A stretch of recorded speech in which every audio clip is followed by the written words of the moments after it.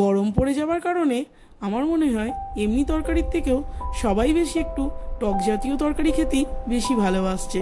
তো আজকে আমি বেগুন দিয়ে সেই রকমই একটা টক খাবারই ট্রাই করেছিলাম। তো খেতে সত্যি অসাধারণ হয়েছিল। সেই রেসিপিটাই আপনাদের সাথে শেয়ার করে নিচ্ছি। আজ তৈরি করেছিলাম বেগুন চিলি। তো এর জন্য প্রথমে যে সবজিগুলো লাগবে সেগুলোই কেটে নিচ্ছি। নিয়ে নিয়েছি বেগুনটাকে ডুমো করে কেটে। এবার আদা আর রসুনটাকে একদম মিহি করে কুচিয়ে নিচ্ছি। বাকি পেঁয়াজ, ক্যাপসিকাম, টমেটো, গাজর এগুলোকে ডুমো করে কেটে নেব। এদিকে বেগুনটাকে ভালো করে ধুয়ে জল ঝরিয়ে বেশ কিছুক্ষণ রেখে দিয়েছিলাম।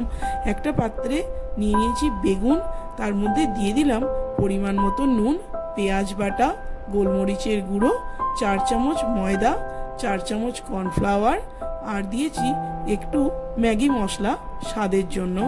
এবার কাশ্মীরি মির্চ আর একটা ডিম দিয়ে আমি এটাকে হাত দিয়ে ভালো করে মাখিয়ে রেখে দেব বেশ কিছুক্ষণের জন্য, ওই যতক্ষণ আমার তেলটা গরম হতে সময় লেগেছিল। এই যে আমার মাখানো হয়ে গেছে। ভালো করে মাখিয়ে এটা আমি রেখে দিয়েছিলাম তেলটা গরম হওয়া পর্যন্ত। তেল গরম করে নিয়ে আমি বেগুনগুলো আগে ভালো করে ভেজে নেব। বেগুনগুলো লাল করে ভাজা হয়ে গেলে তুলে রেখে ওই তেলের মধ্যেই দিয়ে দিয়েছিলাম আদা কুচি, রসুন কুচি, কাঁচা লঙ্কা।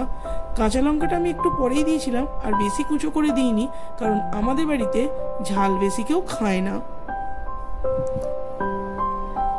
এবার ওই রসুন আর আদাটা ভাজা হয়ে গেলে আমি ওর মধ্যে দিয়ে দিচ্ছি বাকি সবজিগুলো, পেঁয়াজ, ক্যাপসিকাম, টমেটো, গাজর এগুলোকেও বেশ খানিকক্ষণ নেড়ে চেড়ে আমি ওর মধ্যে দিয়ে দিয়েছি পরিমাণ মতো নুন, একটু হলুদ গুঁড়ো, কাশ্মীরি লঙ্কার গুঁড়ো, স্বাদের জন্য দিয়ে দিয়েছিলাম একটু চিনি। যেহেতু এটা টক খাবার ওই জন্য চিনিটা দিয়েছিলাম যাতে টকটা একটু ব্যালেন্স করা যায়। এবার ওর মধ্যে আমি দিয়ে দিয়েছি অল্প একটু মরিচের গুঁড়ো, কাঁচা লঙ্কা, আর দিয়েছি বেশ কিছুটা সয়া সস আর টমেটো কেচাপ। সবকিছু বেশ কিছুক্ষণ কষিয়ে নেবার পর দিয়ে দিয়েছি ভেজে রাখা বেগুনগুলো। বেগুনটার সাথেও ভালো করে মিশিয়ে নেবার পর আমি ওর মধ্যে দিয়ে দিয়েছিলাম ওই যে গামলাটায় মাখিয়েছিলাম ওই গামলাটা ধুয়ে বেশ কিছুটা জল। ওই জলটাতেই যা কর্নফ্লাওয়ার আর ময়দার গোলা ছিল তাতেই হয়ে গেছিল গ্রেভিটা। আমি আলাদা করে আর কোনো কর্নফ্লাওয়ার গুলে দিইনি। এই যে আমার সব কিছু মেশানো কমপ্লিট।